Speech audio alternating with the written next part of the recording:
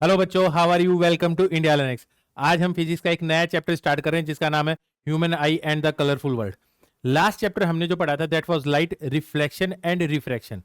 उन प्रिंसिपल्स को हम यूज करेंगे यहां पर भी, और ये आइडिया लगाएंगे कि जो हमारे आईज के डिफरेंट जो पार्ट्स हैं वो कोहेरेंटली कैसे वर्क करते हैं so that we can see the world around us. तो स्टार्ट करते हैं। सबसे पहले तो स्टार्ट करेंगे हम किसे? ह्यूमन आई और इसके डिफरेंट पार्ट्स, ठीक है, और वो कोहेरेंटली एक दूसरे के साथ कैसे काम करते हैं so they enable us to see the world around us. उसके बाद में हम देखेंगे पावर ऑफ एकोमोडेशन, ठीक है, फिर हम देखेंगे defects of vision and their correction, और लास्ट में हम रखेंगे प्रैक्टिस सेशन। तो स्टार्ट करते हैं ह्यूमन आई के साथ में। अब ह्यूमन आई के बारे में बात करते हैं। The human I is a sense organ. मैं एक चीज पूछूंगा, क्या आई ही एक सेंस ऑर्गन है? इसके अलावा और कोई सेंस ऑर्गन नहीं है क्या? बहुत सारे सेंस ऑर्गन है हमारे पास। जैसे आप क्या कर घर के बाहर गए और आपको आवाज आती है एक फाइटर प्लेन की, और आप फटाफट ढूंढते हो कहां पे हो, तो आपका पहले कौन सा सेंस काम किया? Auditory sense. ईयर्स आपको हेल्प करते हैं इन ऑडिशन। फिर दूसरा, अगर मान लो आप ना घर में आए और आपको बिना देखे पता चल गया आलू की सब्जी बनी है, तो कैसे पता चला? All factory senses. फिर आपके सामने एलम रखा हो, दैट इज फिटकड़ी और मिश्री, देखने में एकदम आइडेंटिकल है, ठीक है, आपको कैसे पता चलेगा? टच करने में भी सिमिलर है, आप टेस्ट करोगे, इसको बोलते हैं गस्टेशन सेंस, ठीक है, टेस्ट करने से भी आपको पता चलता है। फिर मान लो आप प्रेस कर रहे हो और प्रेस को आप चेक करना चाहते हो गर्म हुई या नहीं हुई, तो आप क्या करते हो? हल्का सा उसको टच करते हो। इसको क्या बोलते हैं? टैक्टाइल सेंस बोलते हैं। क्या बोलते हैं इसको? Tactile sense. अब बेसिकली 5 टाइप के सेंस होते हैं, और भी होते हैं पर बेसिक 5 टाइप के सेंस होते हैं। एक सेंस और कौन सा? अपना विजन, जो हम पढ़ रहे हैं ह्यूमन आई। अगर मान लो आपके आंखों पे कपड़ा बांध दिया और फिर मैं आपको उठा के और एक जंगल में छोड़कर आ जाऊं, आपको पुलिस मिलती है, पुलिस बोलती है यार जिस गाड़ी में आप आए थे उसका कलर क्या था? आप क्या बोलोगे? नहीं पता। क्यों? आपका ये जो सेंस ऑर्गन था जो लाइट को परसीव करता है, कलर को परसीव करता है, उसको मैंने क्या कर दिया था? ब्लॉक कर दिया था। क्या ये बात समझ में आ गई अच्छी तरह से? तो इसी को देखो, the human I is a sense organ that enable us to see the object around us. It is roughly spherical in shape, about 2.3 centimeter in diameter. तो 2.3 सेंटीमीटर इतना सा होगा लगभग, ठीक है, diameter, and fits in safely in the I socket of the skull. जो school है, हाँ या ना, ये जो स्कल है इसका जो आई सॉकेट है इसके अंदर इसको फिट करके रखा जाता है। कभी तुमने सुना है किसी के आई बॉल वो बाहर आ जाए? कई बार आ जाती है। आई बात समझे? अब इसके डिफरेंट पार्ट्स के बारे में देखते हैं। ये आपकी आंख है, दैट इज योर आई, और मैंने लेबल कर रखे हैं इसके डिफरेंट डिफरेंट पार्ट्स को। आज हम क्या करने वाले हैं? इन डिफरेंट डिफरेंट पार्ट्स का ब्रीफली डिस्क्रिप्शन करेंगे कि ये क्या फंक्शन करते हैं और ये कोहेरेंटली कैसे वर्क करेंगे and help in your vision. तो सबसे पहले अगर आप देखोगे तो जो फ्रंट पार्ट है, बल्ज पार्ट, ट्रांसपेरेंट, इसको हम क्या बोलते हैं? कॉर्निया। तो जो भी लाइट एंटर होगी आपकी आई के अंदर वो सबसे पहले कहां से कहां पे इंसिडेंट होगी? कॉर्निया के ऊपर। तो जो मैक्सिमम रिफ्रैक्शन होता है ना वो आपके कॉर्निया के ऊपर ही होता है। कॉर्निया के जस्ट पीछे आप देखोगे तो आपको पता चलेगा ये एक सर्कुलर रिंग है, मस्कुलर, डार्क सर्कुलर मस्कुलर डाइफर्म है। इसको हम क्या बोलते हैं? आइरिस बोलते हैं। और इसके बीच में एक होल है जिसको हम क्या बोलते हैं? प्यूपिल। तो आइरिस क्या करता है? आइरिस रेगुलेट करता है द साइज ऑफ प्यूपिल, ठीक है। आइरिस अगर क्या करेगा? रिलैक्स हो जाएंगे इसकी मसल्स, तो ये क्या कर जाएगा? ये होल क्या हो जाएगा? छोटा हो जाएगा, ठीक है। और ये मसल्स क्या करेंगी? कॉन्ट्रैक्ट हो जाएंगी, तो ये प्यूपिल की साइज क्या हो जाएगी? बड़ी हो जाएगी। आई होप ये बात समझ में आ गई। तो अंदर जो लाइट जा रही है, अगर ये होल बड़ा हो गया तो ज्यादा लाइट आई के अंदर जा रही होगी, और अगर ये होल छोटा हो गया तो ये क्या होगा? कम लाइट अंदर जा रही होगी। आई होप ये बात समझ में आ गई, ठीक है। तो प्यूपिल क्या करता है? It regulates the light that is entering into your eye. इसके जस्ट पीछे, आइरिस के पीछे अगर आप देखोगे तो आपको एक चीज मिलेगी, दिस इज द, ये देखो,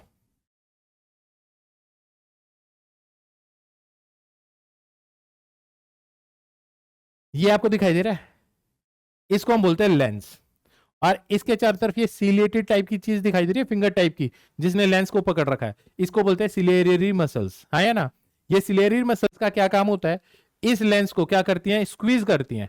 स्क्वीज करने से इसका रेडियस ऑफ कर्वेचर चेंज हो जाता है, जिससे इसका फोकस चेंज हो जाता है। और इसका फोकस चेंज करने से हम क्या करते हैं? फाइनर एडजस्टमेंट करते हैं ताकि जो इमेज है वो कहां पे बने, स्क्रीन के पे बने। और स्क्रीन को क्या बोलते हैं हम, रेटिना। फिर से भी बताऊंगा, स्क्रीन को क्या बोलते हैं, रेटिना। सिलेरी मसल समझ में आ गई आपको, लेंस समझ में आ गया। अगर आपको इतनी बात समझ में आ गई तो एक बात समझो तुम कि इस लेंस के आगे जो पार्ट है ना, इसको हम क्या बोलते हैं, एंटीरियर चैम्बर बोलते हैं। क्या बोलते हैं इसको, एंटीरियर चैम्बर। और इस एंटीरियर चैम्बर के अंदर जो फ्लूइड प्रेजेंट होता है उसको हम बोलते हैं एक्वस ह्यूमर।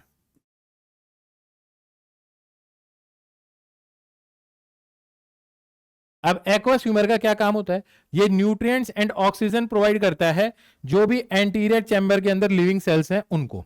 आई होप ये बात समझ में आ गई। अब अगर ये एंटीरियर है तो इस लेंस के पीछे वाले पार्ट को आप क्या बोलोगे, क्या लगता है क्या बोलना चाहिए उसको, पोस्टीरियर चैम्बर। ये बात समझ में आई या नहीं, क्या बोलते हैं इसको, पोस्टीरियर चैम्बर बोलते हैं। तो इसको बोलते हैं पोस्टीरियर चैम्बर। इसमें भी एक जेली लाइफ का सब्सटेंस होता है, ठीक है, उसको हम क्या बोलते हैं, विट्रस ह्यूमर।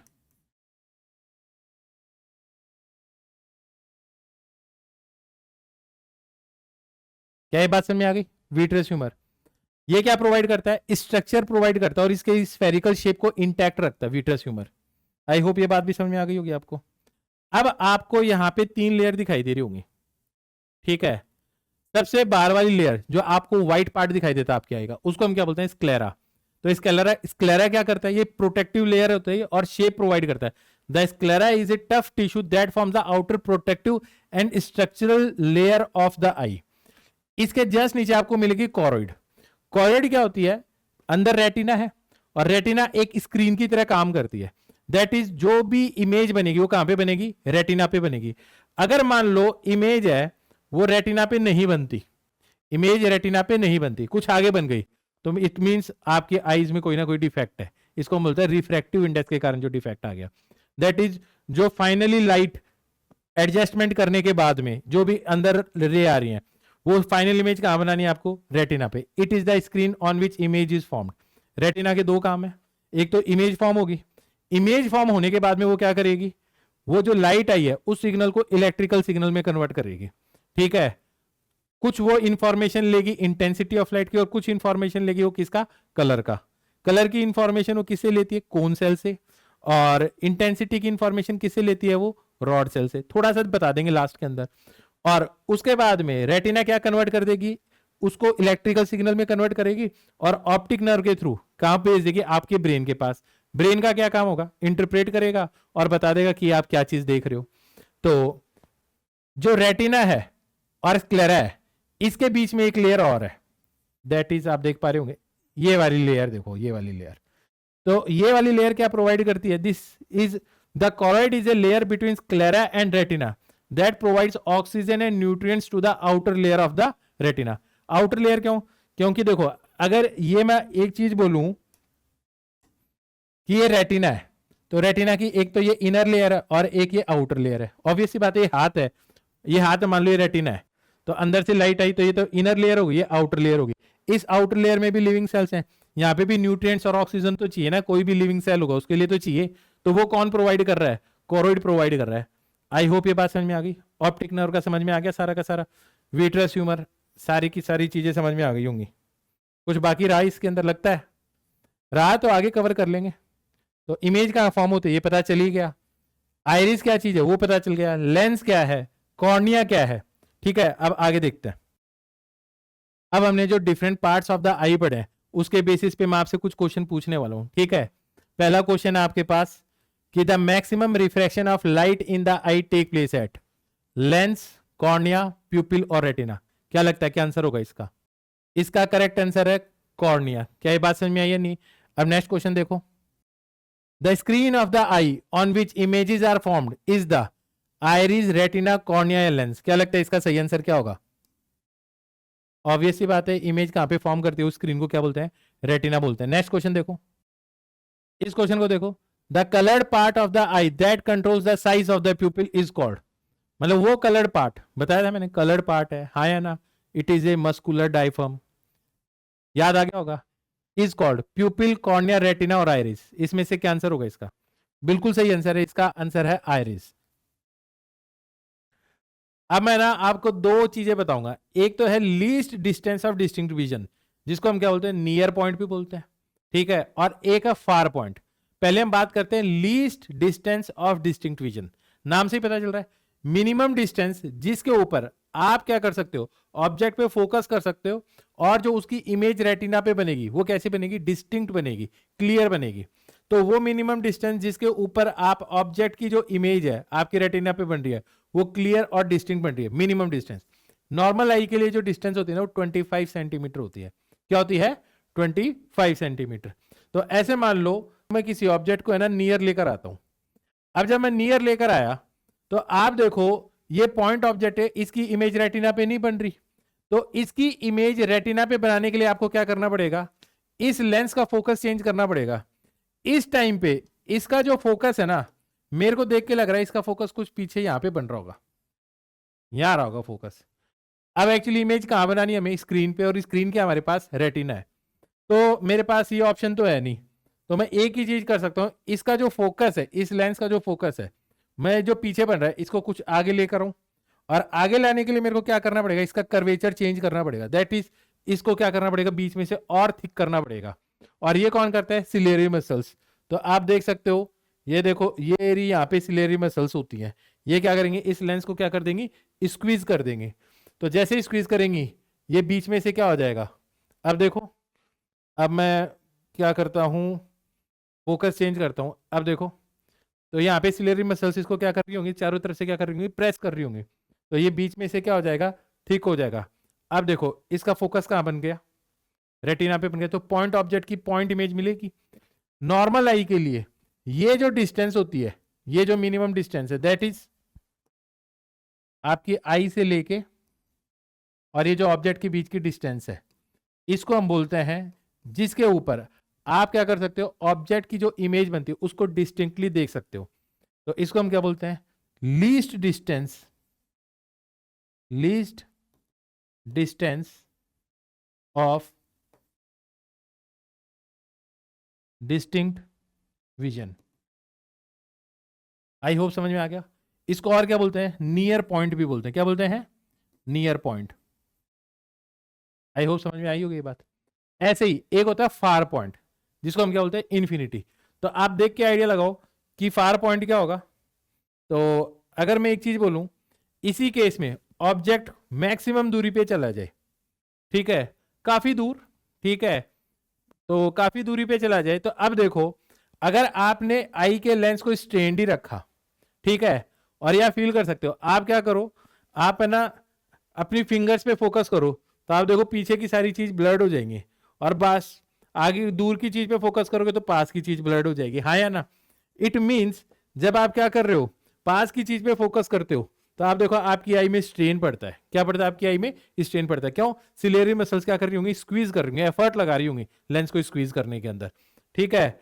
और अगर आप क्या करते हो और स्क्वीज कर दिया, तो इट मीन्स ये जो ऑब्जेक्ट है इसकी इमेज यहां बन रही है, तो जो दूर है उसकी इमेज नहीं बन सकती वहां पे। क्या ये बात समझ में आई, कुछ ऐसी सिचुएशन रही होगी, इमेज कुछ पहले बन रही है दूर वाली चीज की, तो आपको क्या दिखाई देगी, दूर की चीज क्या दिखाई देगी, ब्लड दिखाई देगी। और अगर दूर की चीज पे फोकस कर दिया, जो कि मैं यहाँ पे करने वाला हूं, तो ये देखो अगर दूर की चीज पे अगर मैं फोकस करूं, ये ऑब्जेक्ट दूर है, और अब अगर मैं क्या करता हूं, अपनी आईज को क्या कर देता हूं, रिलैक्स कर देता हूं, तो लेंस क्या हो जाएगा, बीच में से क्या हो जाएगा, थिन हो जाएगा, सिलेरी मसल्स भी क्या हो गई होंगी, रिलैक्स हो गई होंगी। तो अब इमेज कहां बनने लग गई, फिर से रेटिना पे बनने लग गई। तो अब एक बात तो समझ में आती है कि आई का जो लेंस है और रेटिना की जो दूरी है वो तो चेंज होगी नहीं।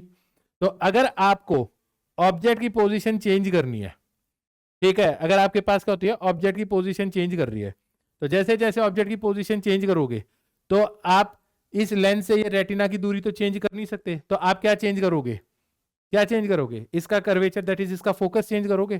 तो ये आप फोकस चेंज करोगे। अभी मैं मैनुअली कर रहा हूं, लेकिन एक्चुअली में आप मैनुअली करते ही नहीं हो, आपकी जो सिलेरी मसल्स है ना, ये अपने आप ऑटोमेटिकली ये काम करती है, ठीक है। और क्या करती है, लेंस का फोकस क्या करती है, चेंज करती है। इस तरह से फोकस चेंज करती है कि फाइनल इमेज कहां मिल रही है आपको, रेटिना पे मिल रही है। क्या ये बात समझ में आ गई। तो आपकी आई की इसी एबिलिटी को हम क्या बोलते हैं, पावर ऑफ एकोमोडेशन। क्या बोलते हैं, पावर ऑफ एकोमोडेशन। तो इसकी एक बार हम डेफिनेशन देखते हैं। तो देखो पावर ऑफ एकोमोडेशन क्या है? The ability of the eye lens to adjust its focal length is called the power of accommodation of the eye. यही है, बड़ी इंपॉर्टेंट डेफिनेशन है ये, ठीक है। This enable us to see object clearly and distinctly both at the near points that is 25 centimetre and at the far point. Generally वो normal point, normal eye के लिए क्या होता है? इन्फिनिट होता है। आई होप ये बात समझ में आई होगी आपको अच्छी तरह से, ठीक है। एक और एग्जांपल देखते हैं। अब यहां पर है ना, आपको बहुत सारी चीजें है ना एक्शन में होती हुई दिखाई देंगी रियली में। तो आप देखो, रात और दिन, ये तो देख के पता चल ही रहा है, इसमें कुछ समझाने वाली बात नहीं है।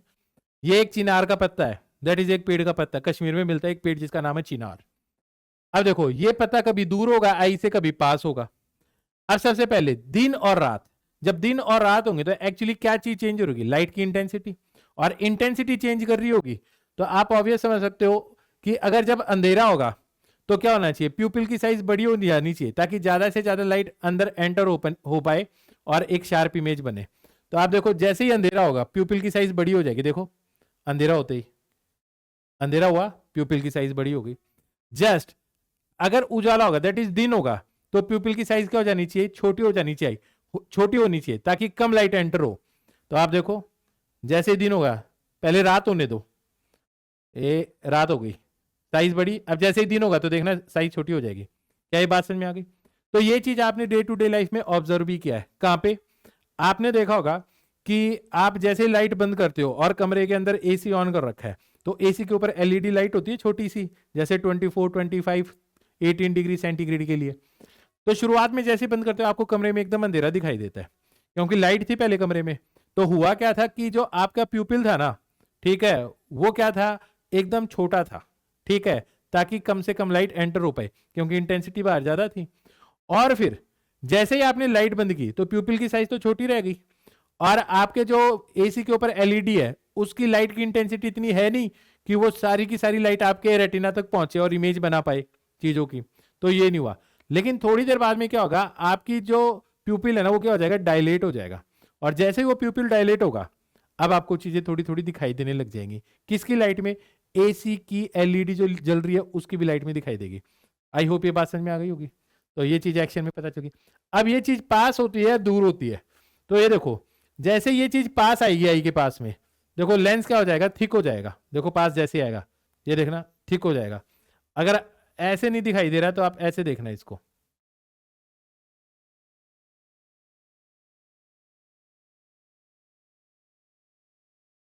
सिर्फ लेंस दिखाना मेरे को तुम्हें। अब देखो लेंस, देखो एक्शन में, पास में आते ही देखो थिक हो गया, दूर जाते ही क्या हो गया? थिन हो गया। यही तो चीज हमने पढ़ी थी। और ये सारा का सारा एडजस्टमेंट हो क्यों रहा है? दिखाई दे रहा है? ये सारा का सारा एडजस्टमेंट किसके लिए? ताकि इमेज, फाइनल इमेज कहाँ बने? आपके पास रेटिना पे बने। अब एक चीज और समझ लो इसके अंदर, कि जो पेड़ है, इस पेड़ के लिए आप देखो यहाँ पे इसकी स्टेम है, हाँ या ना, इसकी डंडी इधर है, तो यहाँ पे इसकी इमेज देखो उल्टी बन रही है। देखो आप देख सकते हो इमेज उल्टी बन रही है। इमेज उल्टी बनने का मतलब क्या है? आप मेरे को देख रहे हो ना, एक्चुअली में आपके रेटिना पे उल्टी इमेज बन रही है इसकी। लेकिन जब रेटिना इस इंफॉर्मेशन को कहां भेज देती है? ऑप्टिक नर्व के थ्रू आपके ब्रेन को भेज देती है। तो ब्रेन में पहुंचने के बाद में ब्रेन अपने आप इसकी प्रोसेसिंग कर देता है और वापस उसको अपराइट कर देता है, हाँ या ना, उसको करेक्ट ओरिएंटेशन में लेके आ जाता है। आई होप ये बात समझ में आ गई। अब हम कुछ क्वेश्चन करते हैं इसी को यूज करके। तो अब जो पढ़ा उसके बेसिस पे हम कुछ क्वेश्चन करते हैं, ठीक है। तो सबसे पहले क्वेश्चन आपके पास, the muscles that control the curvature of the eye lens is. Curvature किसका? लेंस का। कौन करता है adjust? Iris muscles, pupil muscles, ciliary muscles या रेटिनल मसल्स? क्या जवाब होगा इसका? बिल्कुल सही है, इसका आंसर क्या है? सिलेरी मसल्स है, हाँ या ना। अब नेक्स्ट क्वेश्चन देखते हैं। ये थोड़ा अच्छा क्वेश्चन है, इसको देखो। The image formed on the retina is a part virtual, erect and magnified, real, inverted and smaller, real, erect and magnified, virtual, inverted and diminished. क्या है इसका आंसर? ऑब्वियस ही बात है, मैंने आपको थोड़ी सी देर पहले चिनार के पत्ते का दिखाया था। तो एक बात तो है इन्वर्टेड है, तो इन्वर्टेड तो है। फिर क्या है? रियल भी है, क्योंकि स्क्रीन के ऊपर इमेज बन रही है तो रियल ही हो सकती है, क्योंकि वर्चुअल तो कभी भी स्क्रीन पे बनती नहीं है, और रेटिना भी एक स्क्रीन ही है, तो रियल भी है। और तीसरी चीज स्मॉलर है, क्योंकि आंख ही छोटी है यार, सामने आपके पास पेड़ की इमेज बन रही है, तो आपकी जो रेटिना है वो पेड़ से बड़ी थोड़ी है, ताकि उससे बड़ी इमेज थोड़ी बन सकती है, तो आपकी क्या है, स्मॉलर है, हाँ या ना। तो करेक्ट आंसर क्या आ गया इसका, बी। नेक्स्ट क्वेश्चन देखो, इस क्वेश्चन को देखो, why can't a normal eye see object clearly placed closer than 25 centimetre, क्यों नहीं देख पाती। पहला option, lens can not become thin enough, मतलब 25 सेंटीमीटर के मैं ज्यादा पास रख लेता हूं अगर कोई ऑब्जेक्ट, तो मेरे को उसकी इमेज नहीं दिखाई देती, हाँ या ना, मतलब क्लियरली नहीं दिखाई देती। Lens can not become thick enough, तो पास में लेकर आओगे तो एक लेवल है जितना वो थिक हो सकता है, हाँ या ना, उससे ज्यादा वो थिक नहीं हो सकता, तो lens can not become thick enough. Retina fails to detect near object, ये तो बकवास बात ही है यार, हाँ या ना, इमेज बननी चाहिए, वो तो डिटेक्ट कर ही लेगी। Cornea does not converge rays at the close distances, इसका कोई लॉजिक नहीं लगता मेरे को, हाँ या ना।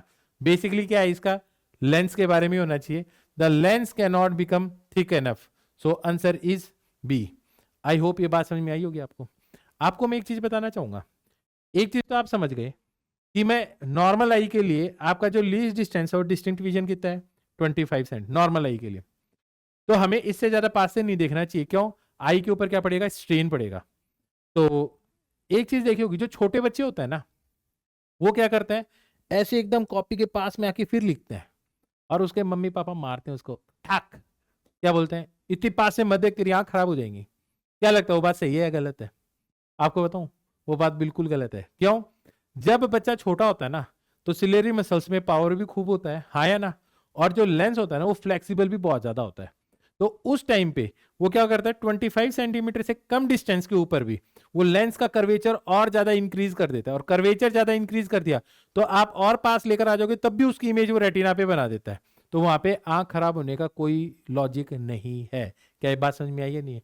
तो अब तुम एक लॉजिक सोचो, एज के साथ जैसे जैसे आप बढ़ते जाओगे, आपकी एज के साथ में सिलेरी मसल्स क्या हो जाएंगी, जो स्ट्रांग थी वो क्या होती जाएंगी, वीक होती जाएंगी, हाँ या ना, सिलेरी मसल्स वीक हो गई हैं, लेंस की फ्लेक्सिबिलिटी भी लूज होती जाएगी। तो अगर ये दोनों कंडीशन होंगी तो क्या होगा, ये दोनों कंडीशन होंगी तो ज्यादा कर्वेचर नहीं बना पाएगा, और ज्यादा कर्वेचर नहीं बना पाएगा तो आप क्या करोगे, जो आप 25 सेंटीमीटर से दूर से देखोगे तो आप और ज्यादा कर्वेचर, तो आप क्या करोगे, चीज को थोड़ा और दूर रखोगे ताकि इमेज कहां पे बने, रेटिना पे बने, या और दूर रखोगे, ठीक है। इसको हम क्या पढ़ेंगे, डिफेक्ट ऑफ आईज में पढ़ेंगे। और बताता हूं आपको, ये जो आपको जो टेस्ट होता है ना प्यूपिल की साइज का, जब कोई बंदा जैसे एक्सपायर होता है तो ऐसे भी टेस्ट करते हैं, वो क्या करते हैं, आई के अंदर आपने देखा होगा खोल के लाइट डालते हैं, क्योंकि ये इनवॉलेंट्री एक्शन, आप सोच के थोड़ी प्यूपिल की साइज बड़ी या छोटी करते हो, वो तो सोच के तो नहीं करते हो। तो वो क्या करते हैं, आई को ओपन करते हैं और उसमें टॉर्च मारते हैं, जैसे ही लाइट मारते हैं वो देखते हैं कि प्यूपिल की साइज बढ़ रही है घट रही है, दैट इज चेंज हो रही है या नहीं हो रही है। अगर चेंज हो रही है it means he is alive, may be unconscious लेकिन ही इज अलाइव। लेकिन अगर वो प्यूपिल की साइज चेंज नहीं हो रही, लोग क्या बोल देते हैं, ही इज डेड। क्या ये बात समझ में आ गई अच्छी तरह से, ठीक है। अब थोड़ा सा और देखते हैं किसके बारे में, डिफेक्ट्स ऑफ आई, ठीक है, आगे देखो डिफेक्ट्स ऑफ आई। अब हम डिस्कस करेंगे defects of eye and their correction, और जो हमारे पास डिफेक्ट्स होंगे ना, they will be limited only to refractive defects. और रिफ्रैक्टिव डिफेक्ट्स में क्या होगा, आपके पास एक ऑब्जेक्ट होगा, उससे जो रेज आ रही होंगी they are not get properly focused at the retina, जिसके कारण आपके पास जो इमेज बनने वाली वो कैसी बनेगी, ब्लड बनेगी। इस टाइप के हमारे पास 3 टाइप के डिफेक्ट्स हैं जिसके बारे में हमें पढ़ना है, दैट इज, एक का नाम है मायोपिया, एक है हाइपरमेट्रोपिया, एक है प्रेसबायोपिया। तो पहले हम समझ लेते हैं, फिर इसी टेबल से हम लास्ट में क्या करेंगे, इसको कॉम्प्रीहेंड करेंगे। तो स्टार्ट करते हैं। अब मैं ना यहाँ पे आपको विजुअलाइज करवाऊंगा और फील करवाऊंगा कि रियली में जो डिफेक्ट्स होते हैं उसके अंदर दिखता कैसा है, ठीक है, कि डिफेक्ट वाले बंदे को कैसा दिखाई देता है। ये कुछ बच्चे बैठे हैं झूले के ऊपर बैठे हैं, ठीक है, तो आपको क्लियरली दिखाई दे रहे होंगे सारे बच्चे। अब क्या करो, रिफ्रैक्टिव एरर लेते हैं, और रिफ्रैक्टिव एरर के अंदर भी हम क्या कंडीशन लेंगे, हम लिखेंगे सबसे पहले मायोपिया। अब मायोपिया हो गया किसी को, अभी तो आप इसको भी देख पा रहे हो और इसको भी देख पा रहे हो, लेकिन हल्का सा माइल्ड मायोपिया, तो आपको हल्के से ब्लड हो गए, ये आप क्लियरली देख पा रहे हो। अब आप क्या करोगे, जैसे ही आप करते हो इसको मॉडरेट टू हाई मायोपिया, तो देखो ये तो अभी भी आपको क्लियर दिखाई देगा, जैसे फोन है, किताब है, पास से पढ़ोगे वो क्लियर दिखाई देगा। तो इसको हम और क्या बोलते हैं, नियर साइटेडनेस, मतलब पास की चीज है वो क्लियरली आप पढ़ सकते हो, दूर की चीज है वो आपको ब्लड दिखाई देगी। तो आप देखो ये दूर वाले पे जो बच्चे बैठे हो क्या दिखाई दे रहा है, आपको ब्लर्ड दिखाई दे रहा है। और फिर आप क्या कर दो, हाई कर दो तो और ब्लरिंग हो जाएगी, और हाई कर दो तो एक्सट्रीमली ब्लर्ड इमेज दिखाई देगी। तो इस केस में पास की चीज सही दिखाई देती है। तो जो मायोपिया का दूसरा नाम है ना, ठीक है, वो क्या होता है, मायोपिया को हम और क्या बोल सकते हैं, near sightedness. Near sightedness, sightedness, इसमें क्या होता है, पास की चीज तो साफ दिखाई देती है, दूर की चीज आपको साफ नहीं दिखाई देती है। क्या ये बात समझ में आ गई? तो ऐसा आपने देखा होगा, जब लोग क्या करते हैं, कई लोग क्या करते हैं, पढ़ते टाइम ग्लासेस नहीं लगाते, लेकिन कार ड्राइव करते हुए ग्लासेस लगाते, क्योंकि उनको दूर का साफ नहीं दिखाई देता। क्या ये बात समझ में आ गई अच्छी तरह से? तो इसी को हम क्या बोलते हैं, मायोपिया। मायोपिया मतलब दूर की चीज साफ नहीं दिखाई देगी। जैसे कई बच्चे होते हैं ना, वो क्या करते हैं, जब लास्ट सीट पे बैठते हैं तो बोलते हैं सर प्लीज मेरे को आगे बैठा दो। पूछते हैं क्यों, बोले क्योंकि है ना सर मेरे को है ना साफ नहीं दिखाई दे रहा। इट मीन्स जैसे वो पीछे चला जाएगा तो ब्लैक बोर्ड या व्हाइट बोर्ड क्या हो जाएगा, दूर हो जाएगा, और उसको वो क्या दिखाई देने लग जाता है, ब्लड। इसीलिए उसको क्या किस पे बैठाते हैं, फर्स्ट बेंच पे या सेकंड बेंच पे बैठाते हैं। आई होप ये बात समझ में आ गई। तो आपको ये बताओ, मायोपिया समझ में आ गया? मायोपिया में क्या होता है, दूर की चीज कैसी दिखाई देती है, ब्लड, पास की कैसी दिखाई देती है, एकदम सही। अब कैसा विजुअलाइज होता है वो समझ में आ गया। अब हम इसके आगे का डिस्कशन करते हैं, इसका रीजन क्या और इसको करेक्ट कैसे करेंगे। अब यहाँ पे देखो मायोपिया होता क्यों है, रीजन क्या है, यहीं पे डिस्कस कर लेंगे। ये देखो ये आई बन गई है, ठीक है, लेकिन मैं इस ओवरले ऑफ आई को हटा देता हूँ एक बार। पीछे रेटिना है, रेटिना तो है ही आपके पास। तो जब ये रेटिना है तो आप देखो इस केस में ऑब्जेक्ट पास में है और फोकस भी कर रखा है, तो रेटिना पे इमेज बन गई नॉर्मल आई के अंदर। और अगर ऑब्जेक्ट की पोजीशन क्या हो जाएगी, फार हो जाएगी, तो मैं लेंस को भी क्या कर दूंगा, रिलैक्स कर दूंगा, तो फिर से इमेज रेटिना पे बन गई। लेकिन नियर साइटेडनेस के अंदर क्या होगा, नियर साइटेडनेस का मतलब क्या है, इसी को मायोपिया बोलते हैं। नियर साइटेडनेस को क्या बोलते हैं, मायोपिया। तो अब मैं कहता हूं इस केस में अगर पास की चीज है, अभी जैसे नियर साइटेड कर दिया तो मतलब ये आई कैसी हो गई है, मायोपिक हो गई है। तो जैसे ही मायोपिक हो गई तो आप देखो नियर ऑब्जेक्ट, हाँ या ना, तो नियर ऑब्जेक्ट को आप फोकस कर पा रहे हो रेटिना पे, तो नियर साइटेडनेस है। लेकिन जब आप ऑब्जेक्ट को क्या कर दोगे, दूर कर दोगे, और लेंस को क्या कर दोगे, रिलैक्स कर दोगे, तो आप जैसे लेंस को रिलैक्स करोगे, देखो ये क्या हुआ, लेंस रिलैक्स होने के बाद में भी जो इमेज है वो रेटिना पे नहीं बन रही शार्प। शार्प तो बनती है, ये जो ये वाला पॉइंट है ना, ये यहाँ पे आता। तो यहां से मेरे को एक चीज पता चली है कि ये कब कब हो सकता है, जब तो या तो आपके आई लेंस क्या हो जाए, सॉरी आई क्या हो जाए, इलोंगेट हो जाए, हाँ या ना, नॉर्मल आई से इलोंगेट हो जाए, तब ये होगा। एक रीजन तो ये हो गया, क्या हो जाए, इलोंगेट हो जाए। क्या बात समझ में आ गई अच्छी तरह से? दूसरा रीजन क्या है, दूसरा रीजन ये है कि जो लेंस है ना वो बीच में से थिक रह जाए, हाँ या ना, दैट इज कर्वेचर इसका ज्यादा हो जाए, तब भी ये प्रॉब्लम रहेगी। तो अब ये बताओ इसको करेक्ट कैसे करेंगे। तो प्रॉब्लम तो समझ में आएगी, प्रॉब्लम क्या है। तो करेक्ट करने के लिए मैं यहां पे क्या करूंगा, मैं यहां पे क्या लेकर आऊंगा, एक कॉनकेव लेंस लेकर आऊंगा। क्या लेकर आऊंगा, कॉनकेव लेंस। जैसे ही कॉनकेव लेंस लेकर आऊंगा तो ये क्या हो जाएगा, आपके पास इमेज क्या पे बनने लग जाएगी, रेटिना पे बनने लग जाएगी। तो याद रखना इसका साइन कैसा है, इस लेंस के फोकस का साइन कैसा है, बता सकते हो आप मेरे को? नेगेटिव साइन है। इसका फोकस कैसा होता है, नेगेटिव, दैट इज माइनस होता है। याद रख सकते हो आप, मायोपिक आइज, एम का मतलब क्या होता है, माइनस। माइनस का मतलब लेंस कैसा हो गया, कैसा हो गया, concave lens, that is diverging lens. और इसको ये क्या करता है, दूर की चीज नहीं देख पाता, ठीक है। इसके अंदर जो इमेज बनने लग जाती है वो रेटिना से कुछ पहले बनने लग जाती है, और वो रेटिना से पहले कब बनेगी, या तो इलोंगेट हो जाए, हाँ या ना, या फिर क्या हो जाए, पहले बन रही। इसका मतलब ये क्या रह गया, ये थिक रह गया, हाँ या ना, क्या रह गया, ये थिक रह गया लेंस, दैट इज, इसने शायद, पर थिक ही ठीक है, ज्यादा नहीं समझाना चाहिए। आई होप ये बात समझ में आ गई। नेगेटिव साइन से याद हो जाएगा, मायोपिक आइज मतलब माइनस साइन। इसका मतलब माइनस साइन का मतलब कैसा हो गया आपके पास लेंस, कॉनकेव लेंस हो गया। कैसा हो गया, कॉनकेव लेंस। आई होप ये बात सारी की सारी बात समझ में आ गई। अब एक बार वो जो कॉम्प्रीहेंड करने वाली बात थी वहां पे आता है। तो अब यहाँ पे देखो सारी चीज कॉम्प्रीहेंड हो गई। सबसे पहले कैसे डिफेक्ट कैसा है, myopia. Cannot see distant object clearly, लेकिन पास के देख सकते हैं। फिर cause eye lens too curved, बिल्कुल ये बात बताई थी। Eyeball too long, that is elongation हो गया होगा। और करेक्शन कैसा हुआ है, कॉनकेव लेंस। और याद रखने का तरीका मैंने आपको बता ही दिया। अब इसी के बेसिस पे हम कुछ क्वेश्चन कर लेते हैं मायोपिया के। इस क्वेश्चन को देखो ध्यान से। In a myopic eye the far point is, far point कहां पे है, एट इन्फिनिटी। मायोपिक आई में, नॉर्मल में नहीं है, नॉर्मल आई में तो इन्फिनिटी पे ही होता है। At infinity, at the retina, nearer than infinity, behind the retina. Obvious सी बात है, इसका आंसर क्या है, इसका आंसर है नियरर देन इन्फिनिटी। रीजन आप समझते हो ऐसा क्यों है, एक ही रीजन है कि आप दूर की चीज देख ही नहीं पा रहे हो और पास की चीज देख पा रहे हो। तो इसका मतलब जब आप पास लेकर आते जा रहे हो पॉइंट को, किसी ऑब्जेक्ट को, इट मीन्स वो किसी ना किसी पॉइंट पे आपके पास राइट इमेज बनने लग जाएगी, दैट इज शार्प इमेज बनने लग जाएगी आपके रेटिना पे। तो आपका जो फार पॉइंट है वो क्या हो गया है, थोड़ा सा पास आ गया, that is nearer than infinity. Next question देखो। अब इसको देखो, the image of a distant object in a myopic I is formed.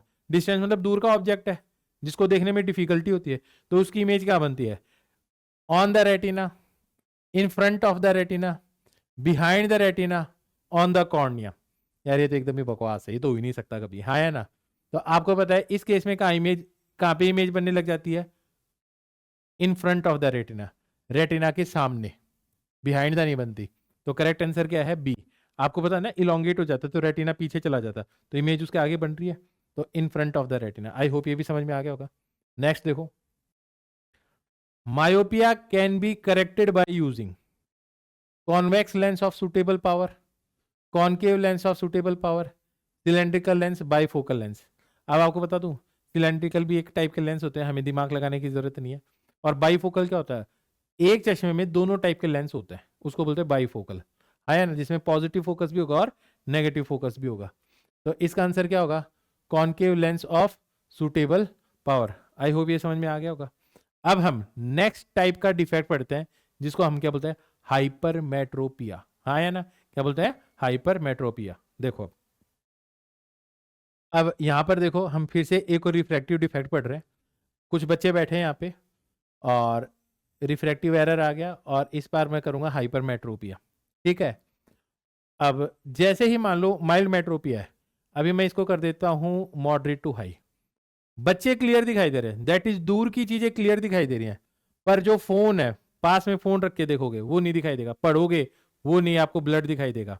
मैंने मेरे ब्रदर को भी देखा कई बार, वो बेचारा यूं करके यूं पढ़ता रहता है, फोन को पास दूर करता रहता है, फिर जैसे ही चश्मा लगाता है उसको क्लियर दिखाई देने लग जाता है। It means he is suffering from hypermetropia. Car चलाता है आराम से, कोई दिक्कत नहीं है, बस पढ़ने में ही प्रॉब्लम है। मेरे को भी ऐसी प्रॉब्लम थी। तो इस केस में क्या होता है कि जब आपको दूर की चीजें तो दिखाई देती हैं, इसलिए हाइपरमेट्रोपिया को और क्या बोलते हैं, फार साइटेडनेस बोलते हैं। क्या बोलते हैं, फार साइटेडनेस, साइटेडनेस। दैट इज, इस केस में आपको दूर की चीजें तो एकदम क्लियर दिखाई देंगी, लेकिन जो पास की चीजें हैं वो नहीं दिखाई देंगी। तो आई होप ये बात समझ में आ गई होगी आपको। तो एक चीज सोचो, अगर एक्सट्रीम हाइपरमेट्रोपिया हो जाए, ये देखो अब ये और भी ब्लर्ड हो जाएगा, बात समझ में आ गई। अब हम सिर्फ ये देखेंगे कि जैसे हमने मायोपिया में देखा कि करेक्शन कैसे करेंगे उसका, उसके बाद में इमेज कहां बनती है और रीजन क्या होता है हाइपरमेट्रोपिया, तो उसका डिस्कशन करते हैं। आगे देखो, अब फिर से देखो, ठीक है, सेम ही बात है। ओवरले ऑफ आई जरूरत नहीं है मेरे को, रेटिना है, लेंस है, लेंस आ गया आपके पास रिलैक्स स्टेट के अंदर, ठीक है, ऑब्जेक्ट भी फार है, इमेज बन रही, नॉर्मल विजन है। अगर मैं फार साइटेड करूं तो देखो फार साइटेड के अंदर भी क्या होगा, नॉर्मल आई और फार साइटेड, दैट इज हाइपरमेट्रोपिया, एक ही बात है। तो इस केस में अगर आप देखोगे फार साइटेड, तो इसको अभी भी क्लियर दिखाई दे रहा है, लेकिन मैं जैसे ही क्या करूंगा, ऑब्जेक्ट को पास लेकर आऊंगा, पास लेकर आया ऑब्जेक्ट को, और मैंने क्या किया, लेंस को भी स्ट्रेन में लेकर आया ताकि मैं देख पाऊं। लेकिन मैं कितना भी स्ट्रेन में लेकर आ जाऊं, फिर भी मेरे को इमेज नहीं बन पा रही, हाँ या ना।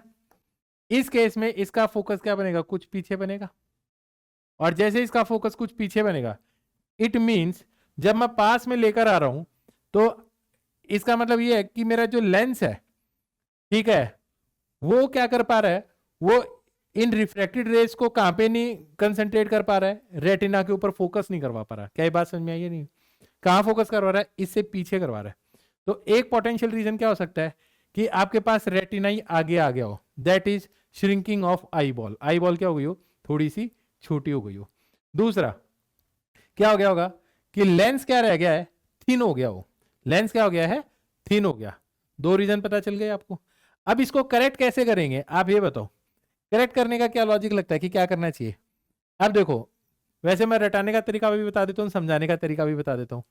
करेक्शन के लिए क्या करूंगा, जो रे ये फोकस नहीं कर पा रहा, दैट इज इनको क्या कन्वर्ज नहीं कर पा रहा, तो आगे एक लेंस और कर दूं ताकि पहले थोड़ी और पहले कन्वर्ज हो जाए और फिर ये पीछे जाके और कन्वर्ज हो जाए, तभी इसका फोकस कहां बन सकता है, रेटिना पे बन सकता है। तो देखो, तो कुछ तो इसने कन्वर्ज कर दिया, फिर बाकी बचा हुआ इसने कन्वर्ज कर दिया, तो इमेज कहां बन गई, रेटिना पे बन गई। तो हाइपर का मतलब हाई, हाई का मतलब पॉजिटिव, हाँ या ना? या मायोपिया याद हो गया तो हाइपरमेट्रोपिया तो यार अपने आप ही याद हो गया। तो उसमें कैसा है, माइनस साइन, तो करेक्शन आपको पता चल गया, उसमें नेगेटिव फोकल लेंथ वाला लेंस होता है, इसमें कैसा होगा, पॉजिटिव फोकल लेंथ वाला आएगा। क्या बात समझ में, हाई का मतलब। तो इस केस में करेक्ट कर लिया आपने, ठीक है। आई होप बात भी समझ में आ गई होगी। रीजन क्या है, करेक्शन हटाओगे, श्रिंकिंग ऑफ आई बॉल, या फिर ये क्या हो गया है, ये थिन हो गया है, काफी क्या हो गया है, थिन हो गया है, या सिलेरी मसल्स इतनी स्ट्रांग नहीं कि वो लेंस को और स्क्वीज करके उसका रेडियस ऑफ कर्वेचर इतना बढ़ा पाए ताकि फोकस क्या हो जाए, कम हो जाए। ये सारी की सारी प्रॉब्लम समझ में आ गई होगी। तो इसी के बेसिस पे अब कुछ क्वेश्चन देखते हैं हम। तो यहाँ पे अभी हम हाइपरमेट्रोपिया को क्या करते हैं, कॉम्प्रिहेंड करते हैं। Hypermetropia, cannot see near object clearly, दूर की चीजें तो साफ दिखाई देती हैं, इट मीन्स इसमें रीडिंग ग्लासेस चाहिए। Eye lens too flat, eyeball too short, shrink हो गई होगी आई बॉल की साइज। और करेक्शन कैसे होगा, कॉन्वेक्स लेंस, कैसा होगा, कॉन्वेक्स लेंस, इसका फोकस कैसा होता है, पॉजिटिव होता है। तो हाइपर का मतलब क्या हो गया, हाई का मतलब ऊपर मान लो, ज्यादा मान लो। अब क्वेश्चन देख लो कुछ, अब इस क्वेश्चन को देखो ध्यान से। In a hypermetropic eye, the near point, जो नियर पॉइंट होता है वो क्या हो जाता है, 25 centimetre at infinity, further away from 25 centimetre, closer than 25 centimetre. क्या होता होगा, ऑब्वियस ही बात है, इसको ऐसे सोचो तुम, दूर की चीज तो देख ही पा रहे हो, पास लेकर आते जा रहे हो, पास लेकर आते जा रहे हो, 25 सेंटीमीटर तक नहीं देख पा रहे, हाँ या ना, पास में नहीं देख पा रहे ना, इट मीन्स आपका जो नियर पॉइंट है वो थोड़ा और आगे चला गया, 25 सेंटीमीटर से ज्यादा हो गया। क्या ये बात समझ में आ गई? तो further away than 25 centimetre, C is the correct answer. अब नेक्स्ट क्वेश्चन देखो। The image of a nearby object in a hypermetropic eye is formed, कहां पे बनती है, हाइपरमेट्रोपिक आई के अंदर, on the retina, in front of the retina, behind the retina, on the cornea. यार देखो ये तो कभी हो ही नहीं सकता, हाँ है ना। कुछ चार ऑप्शन बनाने के लिए कुछ लोग क्या करते हैं, फालतू में कुछ भी लिखते हैं, हाँ है ना। अब मेरे को ये बता, हाइपरमेट्रोपिक आई के अंदर इमेज कहां बनती थी, आई बॉल क्या हो जाती थी, श्रिंक हो जाती थी, तो इमेज कहां बनेगी, थोड़ी पीछे बनेगी, हाँ है ना, that is behind the retina, this is the correct answer. Next question देखो। Hypermetropia can be corrected by using, किस चीज को यूज करके आप क्या कर सकते हो, इसको करेक्ट कर सकते हो, concave lens of suitable power, convex lens of suitable power, cylindrical bifocal. Obvious सी बात है, देखिए पता चल गया आंसर क्या है, कॉन्वेक्स लेंस, हाँ है ना। तो अब आपने हाइपरमेट्रोपिया भी पढ़ लिया, अब लास्ट चीज है दैट इज प्रेसबायोपिया। क्या है, प्रेसबायोपिया। अब प्रेसबायोपिया के बारे में पढ़ते हैं, देखो अब हम पढ़ते हैं एक नए डिफेक्ट के बारे में जिसको हम क्या बोलते हैं, प्रेसबायोपिया। अब प्रेसबायोपिया के अंदर क्या है, पहले देखते हैं कि पास की चीज क्लियर दिखाई देती है, दूर की चीज पहले अर्ली था, थोड़ा मॉडरेट किया तो यार बच्चे तो क्लियर ही दिखाई दे रहे हैं अभी भी, बस ये लिखा हुआ थोड़ा सा ब्लर्ड हो गया, सीवियर कर दिया तो और ब्लर हो गया, और लेट स्टेज कर दिया तो एकदम ब्लर्ड हो गया। तो इस केस में दूर की चीजें तो क्लियर दिखाई देती हैं, लेकिन जो पास की चीजें हैं वो क्लियर नहीं दिखाई देती। It is age related defect. अब होता क्या है इसके अंदर, आपने देखा होगा अपने दादी दादा को, वो पढ़ते हो जनरली ऐसे दूर से पढ़ते हैं, ठीक है, इट मीन्स वो 25 सेंटीमीटर से नहीं पढ़ पा रहे, तो जैसे जैसे वो क्या करेंगे, एज बढ़ती जाएगी, वो क्या करते हैं, उनका जो नियर पॉइंट है वो दूर होता जाएगा, दैट इज 25 सेंटीमीटर से 30 चला जाएगा, 35 चला जाएगा, 40 सेंटीमीटर। अब ऐसा होता क्यों है, देखो early presbyopia is the initial stage where individuals may start to notice difficulty focusing on close objects. इसके अंदर क्या है, पास के ऑब्जेक्ट्स के ऊपर वो फोकस नहीं कर पाते, specially in low light condition. This typically begins in the early to mid 40s and may manifest as needing to hold reading material further away to see clearly. Since presbyopia affects nearly everyone by the age of 55, those entering their 40s should be aware of these early changes. मतलब ये लगभग सभी को ही होता है, ठीक है। अब होता क्या है, शुरुआत में जैसे आप 40s को अंदर जाते हो या 55 के अंदर जाते हो, तो उस टाइम पे क्या होता है, आपकी जो सिलेरी मसल्स होती है ना, उनकी जो स्ट्रेंथ थी ना वो वीक होने लग जाती है, और जो लेंस था ना उसकी फ्लेक्सिबिलिटी भी क्या होने लग जाती है, लूज होने लग जाती है। जिसके कारण क्या होगा, सिलेरी मसल्स अब क्या करती है, लेंस को बहुत ज्यादा स्क्वीज नहीं कर पाएंगे।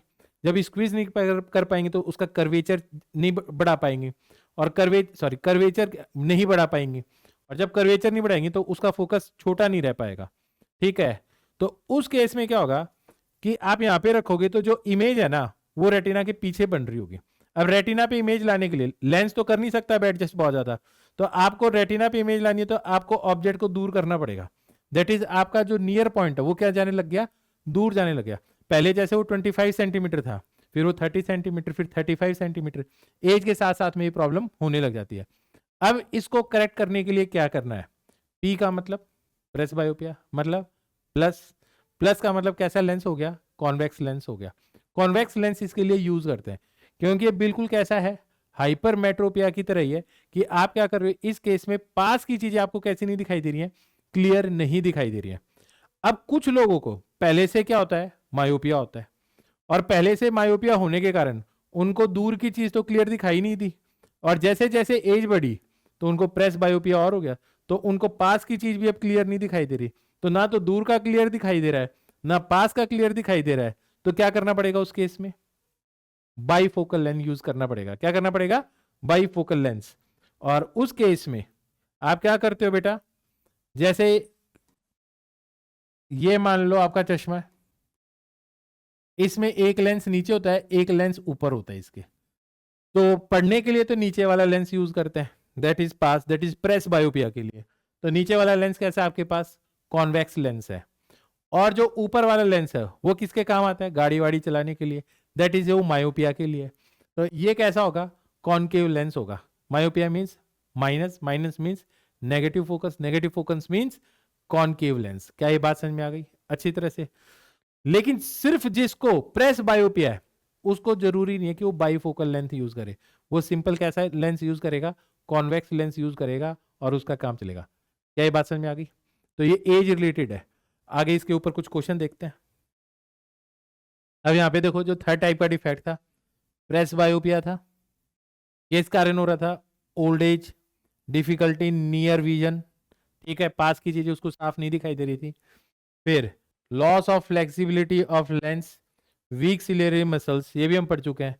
और कैसा लेंस यूज कर रहे हैं इसके अंदर हम, कॉन्वेक्स और बाईफोकल। बाईफोकल कब यूज करेंगे, जब साथ में क्या हो, उसको मायोपिया हो, ठीक है। अब देखते हैं कुछ क्वेश्चन इसके ऊपर।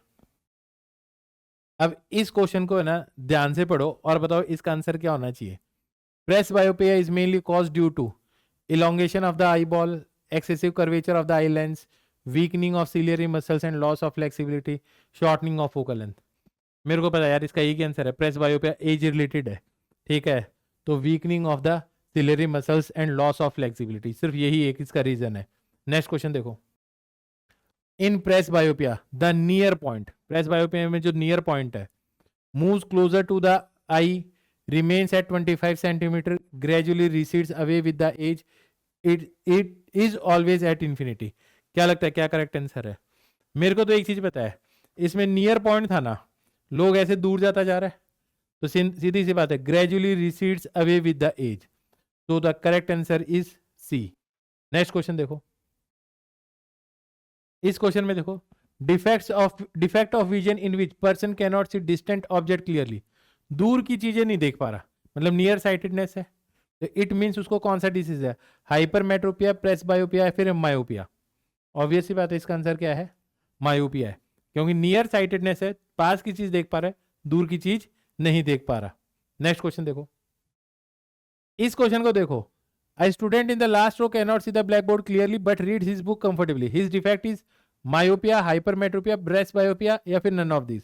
अब देखो प्रेसबायोपिया तो हो नहीं सकता, क्यों? वो तो एज रिलेटेड है यार. फिर दूसरी चीज मायोपिया या हाइपरमेट्रोपिया. तो अब एक चीज देखते हैं, दूर की चीज नहीं देख पा रहा, इट मीन्स उसको नियर साइटेडनेस तो है, हाँ या ना, दूर की. तो ये कैसा हो गया? Myopia. So the correct answer is myopia. I hope ये समझ में आया होगा. नेक्स्ट देखो, अब इस क्वेश्चन को देखो. A 55-year-old person find it difficult to see both nearby and distant objects clearly. He should use concave lenses only, convex lenses only, bifocal lens और no lens required. यार बेटा ऑब्वियस ही बात है, इसके अंदर क्या है, ना तो ये दूर का देख पा रहा है ना पास का देख पा रहा है, तो इसको तो दोनों टाइप के लेंस ही यूज करने हैं. तो करेक्ट आंसर क्या होगा इसका? बाइफोकल लेंस होगा. आई होप ये आपको समझ में आया होगा.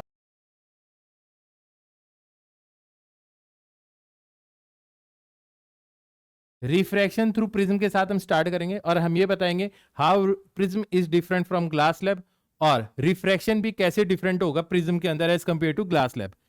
फिर हमने जो लॉज ऑफ रिफ्रैक्शन सीखे हैं उनको एटमॉस्फेयर के ऊपर लगाएंगे जिससे हम बोलेंगे एटमॉस्फेरिक रिफ्रैक्शन.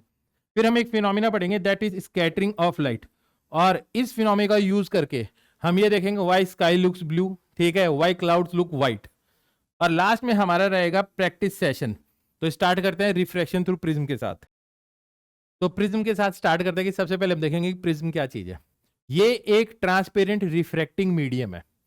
अब एवा बताओ, आपने ये चीज देखी है ट्रांसपेरेंट रिफ्रैक्टिंग मीडियम?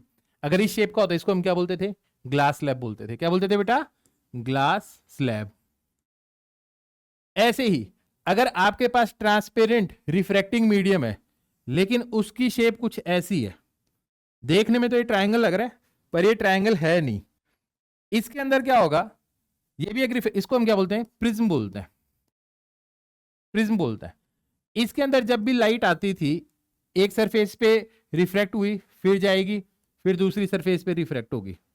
इसको हम बोलते थे इंसिडेंट रे, रिफ्रैक्टेड रे, इमर्जेंट रे. इसको क्या बोला हमने? इंसिडेंट रे, रिफ्रैक्टेड रे और ये क्या है? इमर्जेंट रे.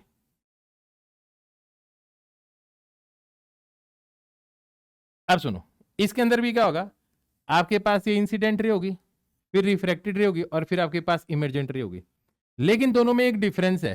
क्या है वो? ये है कि इसके अंदर जो इंसिडेंट रे की डायरेक्शन है ना वो सेम ही रहती है, सिर्फ लेटरल शिफ्ट होता है, डायरेक्शन ऑफ प्रोपोगेशन चेंज नहीं होती.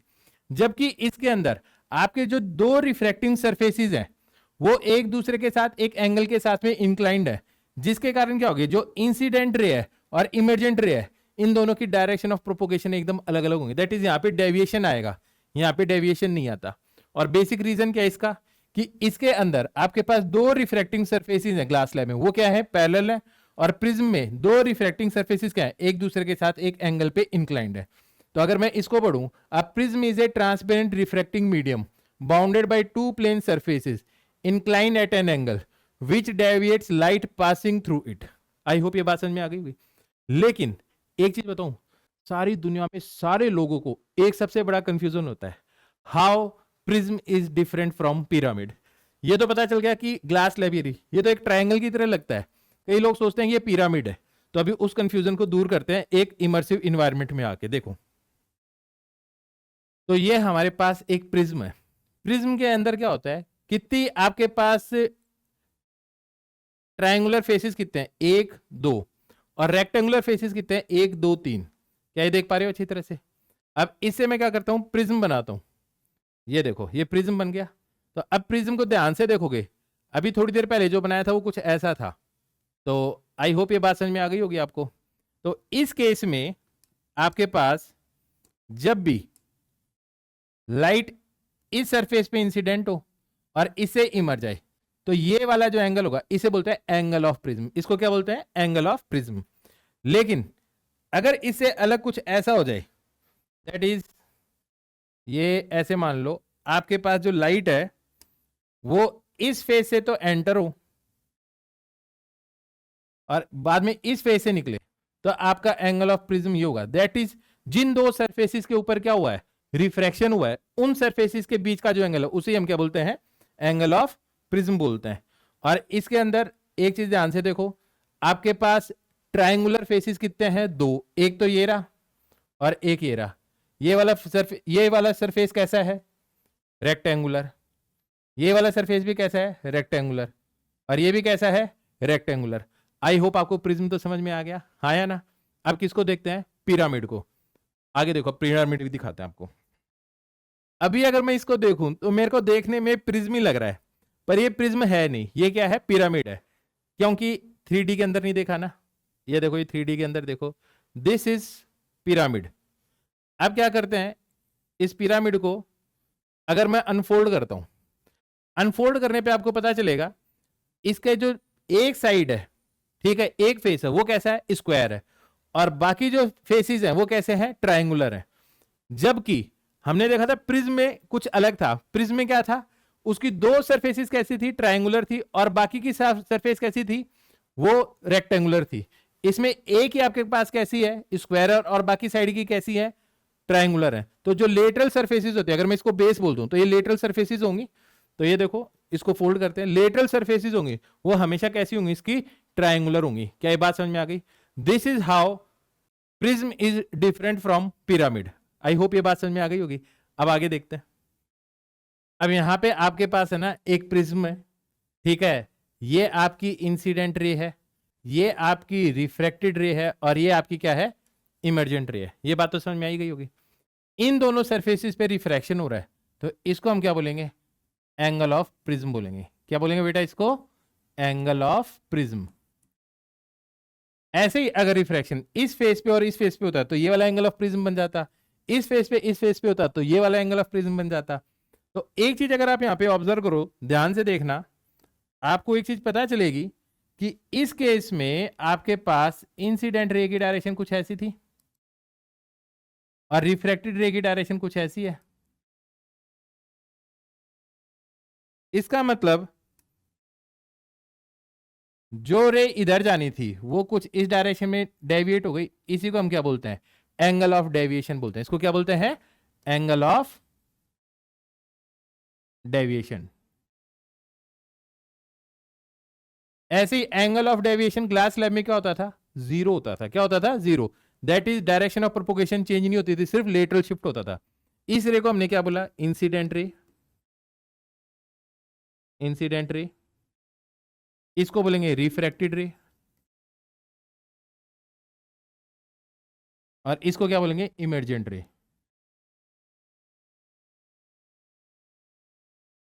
यहां तक तो सारी बात समझ में आई गई होगी, ठीक है। अब एक चीज देखते हैं,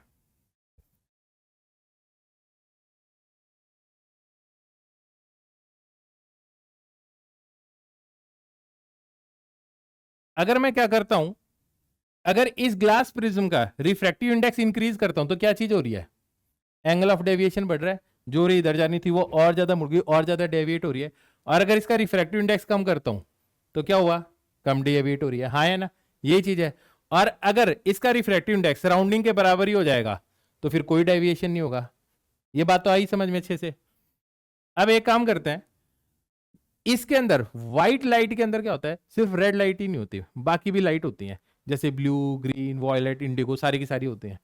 अगर उन सब का रिफ्रैक्टिव इंडेक्स अलग अलग होगा, ठीक है, जैसे ब्लू का रिफ्रैक्टिव इंडेक्स अलग हो गया, रेड का अलग हो गया, येलो का अलग हो गया, ग्रीन का अलग हो गया, तो क्या लगता है क्या होना चाहिए, तो मेरे को लगता है जैसे रिफ्रैक्टिव इंडेक्स अलग अलग होगा तो डेविएशन भी अलग अलग होगा।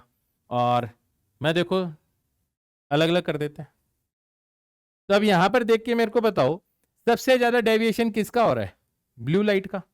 तो ब्लू लाइट का अगर डेविएशन सबसे ज्यादा हो रहा है, इसका मतलब एक बात है कि ब्लू कलर की लाइट के लिए ये जो प्रिज्म है सबसे ज्यादा रिफ्रैक्टिव इंडेक्स होगा इसका, सबसे ज्यादा मतलब स्पीड इसकी स्लो कर रहा होगा ये। और रेड के लिए क्या कर रहा होगा, सबसे कम स्पीड स्लो कर रहा होगा। तो यहां से आपको एक चीज पता चलेगी, रिफ्रैक्टिव, बताओ कौन सी बात सही है, जैसे एक चीज बोल रहा हूं, refractive index of red is greater than refractive index of violet. पहला ऑप्शन ये बताओ ट्रू है या फॉल्स है। ये बात क्या है, बिल्कुल बिल्कुल फॉल्स है। क्यों? जिसका रिफ्रैक्टिव इंडेक्स ज्यादा होगा, जिस वेवलेंथ का रिफ्रैक्टिव इंडेक्स क्या होगा, ज्यादा होगा, वो ज्यादा डेविएट होगी। तो एक्चुअली में ब्लू का रिफ्रैक्टिव इंडेक्स क्या है, ज्यादा है, और रेड वाली वेवलेंथ के लिए रिफ्रैक्टिव इंडेक्स क्या है, कम है।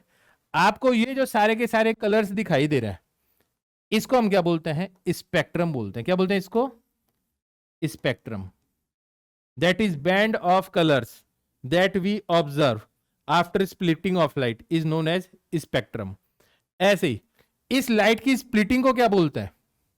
डिस्पर्शन। इसको हम क्या बोलते हैं? Splitting of white light, splitting of white light into its constituent colors is called dispersion। क्या बोलते हैं इसको? डिस्पर्शन।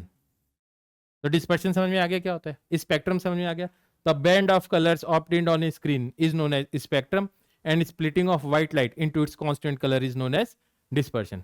एक चीज समझना, इसके अंदर क्या होता है, यहां पे भी आपके पास देखो स्प्लिटिंग हुई है, दूसरी सरफेस ने उसको क्या किया, इनहेंस किया, हाँ है ना, दूसरी सरफेस ने क्या किया, इसको इनहेंस किया है। तो मैं एक चीज कहना चाहूंगा आपको कि अगर मान लो यहां पे refractive index of red is equal to refractive index of blue, तो क्या आपको कभी डिस्पर्शन मिलता? क्या कभी डिस्पर्शन मिलता? क्या कभी नहीं मिलता। क्यों? सब इक्वली डेविएट होती और इक्वली डेविएट होती तो ओवरलैप करती, तो व्हाइट लाइट ही बाहर आती। क्या ये बात समझ में आ गई अच्छी तरह से? प्रिज्म समझ में आ गया कि प्रिज्म कैसे काम करता है। आगे देखते हैं हम।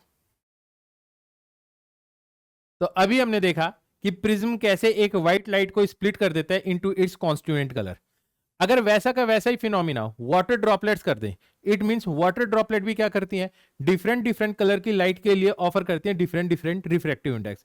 तो अगर ऐसा हुआ कि सनलाइट आई और वो वाटर ड्रॉपलेट्स के थ्रू पास हुई और वाटर ड्रॉपलेट्स ने भी प्रिज्म की तरह बिहेव करके कलर व्हाइट लाइट को क्या कर दिया, स्प्लिट कर दिया इनटू इट्स कॉन्स्टिट्यूएंट कलर, तो क्या चीज फॉर्म हो जाएगा, रेनबो फॉर्म हो जाएगा।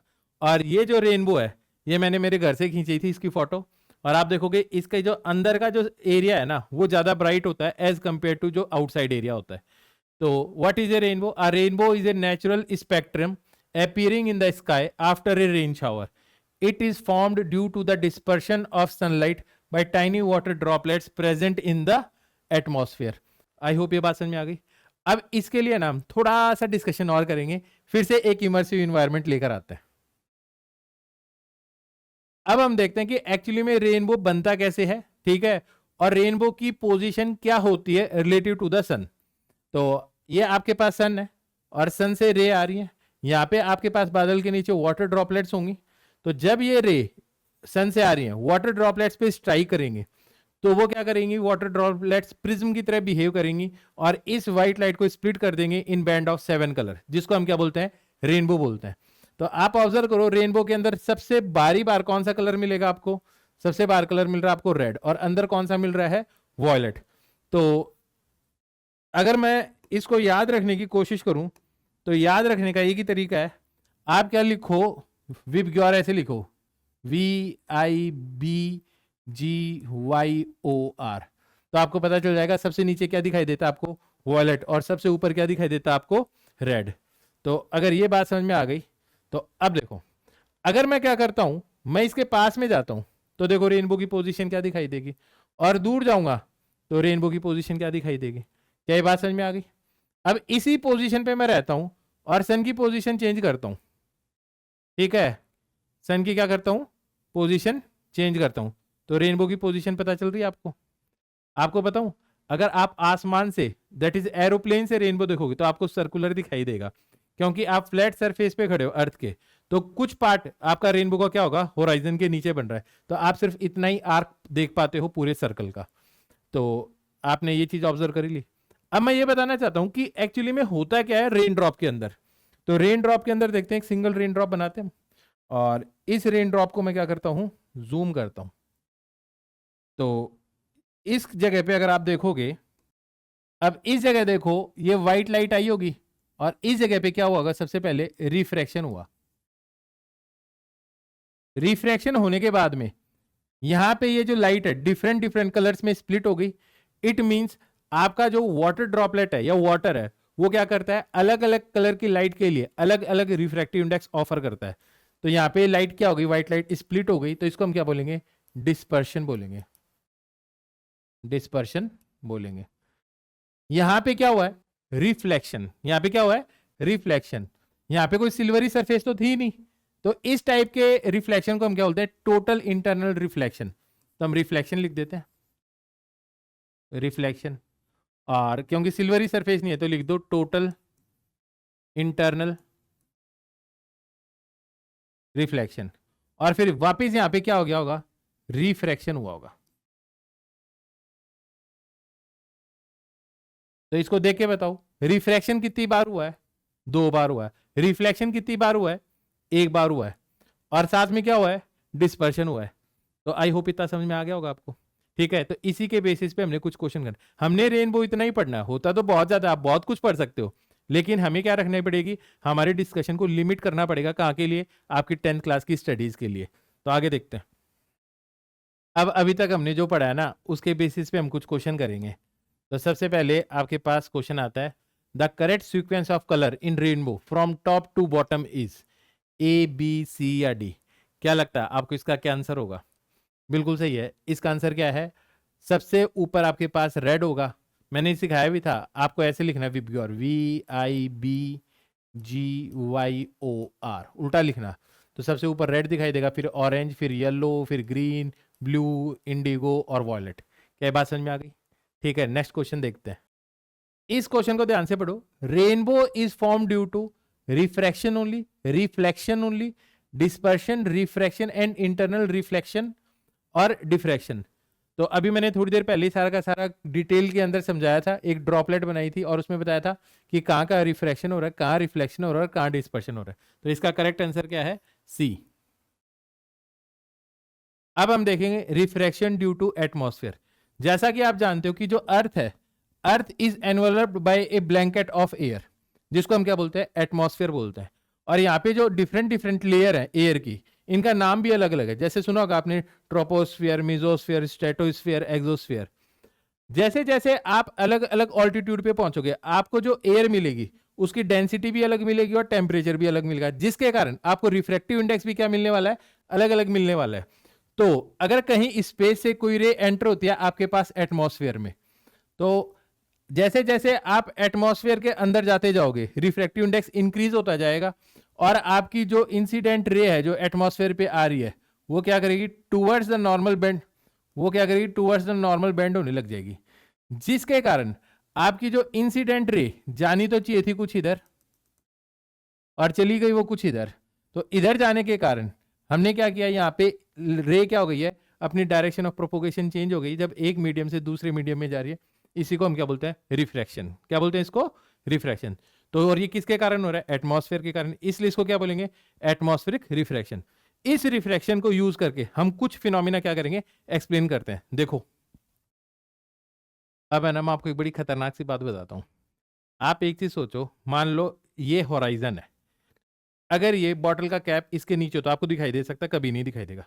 लेकिन इस होराइजन के नीचे अगर आपके पास सन है तो पहले दिखना शुरू हो जाता है। दैट इज सन इसके नीचे 2 मिनट पहले ही आपको दिखाई देने लग जाएगा। कैसे, अभी समझाता हूं। और ऐसे ही जब सूरज क्या होता है, ऐसे लगेगा, अब देखो ऐसे लगेगा ये सूरज डूब रहा है, डूब रहा है, डूब रहा है, डूब रहा है, डूब रहा है, डूब रहा है, लेकिन ये यहाँ पे पहुंचेगा ना तो भी मेरे को ये यहीं दिखाई देगा। दैट इज सनसेट जो होता है ना, वो 2 मिनट पहले ही हो जाता है, लेकिन सन मेरे को फिर भी दिखाई देता है। इसी को हम क्या बोलते हैं, advance sunrise and delayed sunset. Advance sunrise मतलब होराइजन से ऊपर आपके पास सन आया न्यू से पहले ही आपको दिखाई देने लग गया। और डिलेड सनसेट का मतलब क्या है कि सन ऑलरेडी होराइजन के नीचे जा चुका है लेकिन फिर भी आपको क्या है, दिखाई दे रहा है। तो इसको एक्सप्लेन ऐसे करते हैं, ये देखो आपके पास होराइजन है पूरा का पूरा, और ये जो होराइजन है इसमें आप देखोगे ट्रू पोजीशन या एक्चुअल पोजीशन आपके सन की ये रही। अब आपको पता है जैसे जैसे आपकी ये जो रे अंदर जाएगी एटमॉस्फेयर में, it will bend towards the normal, और ये इधर आएगी। आपकी जो आई है उसको तो ये लगेगा कि एक्चुअली में सन कहाँ पे है, ये रहा, तो है एक्चुअली में सन यहाँ पे, लेकिन अपेरेंटली वो क्या दिखाई दे रहा है, यहाँ पे दिखाई दे रहा है, दैट इज बिलो होराइजन, और फिर भी ऊपर दिखाई दे रहा है। सेम तरीका है, जैसे ये डूबते टाइम होगा वैसे उगते टाइम होगा, यहां पहुंचेगा तो पहले ही दिखाई देने लग जाएगा, डूबते टाइम यहां पहुंच गया तब भी ये दिखाई दे रहा है। क्या ये बात समझ में आ गई अच्छी तरह से? ऐसे ही है ना, एक चीज और बताता हूं, जो आपके पास है ना स्टार्स है, क्या है, स्टार्स है, वो भी आपको सही पोजीशन पे नहीं दिखाई देते। रीजन बिंग, मान लो आपके पास ये रहा स्टार, एक्चुअल पोजीशन स्टार की मान लो ये है, तो जो रे अंदर जाएगी और एटमॉस्फेयर में जाएगी वो कुछ ऐसे बैंड हो जाएगी, तो यहां पे जो आई होगी उसको क्या लगेगा, उसको लगेगा कि स्टार कहां पे है, कुछ यहां पे है, ठीक है, स्टार की अपेरेंट पोजीशन आपको कुछ अलग दिखाई देगी। ये भी किसके कारण है, एटमॉस्फेयर के कारण या एटमॉस्फेयर रिफ्रैक्शन के कारण है। एक जबरदस्त बात बताऊं आपको, आपने देखा होगा कि ट्विंकलिंग ऑफ स्टार, सुना आपने कि ट्विंकलिंग ऑफ स्टार क्या होता है? आप इसको ऐसे सोचो कि इधर से ये जो रे अंदर आ रही है एटमॉस्फेयर के अंदर, तो हुआ क्या, आपको पता कि जो एयर है वो तो टर्बुलेंट है ना, टर्बुलेंट एयर के कारण मतलब यहाँ पे रिफ्रैक्टिव इंडेक्स कंटिन्यूअसली चेंज हो रहा होगा, और वो जब कंटिन्यूअसली चेंज होगा तो आपकी आई में जो रे आ रही है कभी तो क्या होगी, कम आएगी, कभी क्या होगी, ज्यादा आएगी।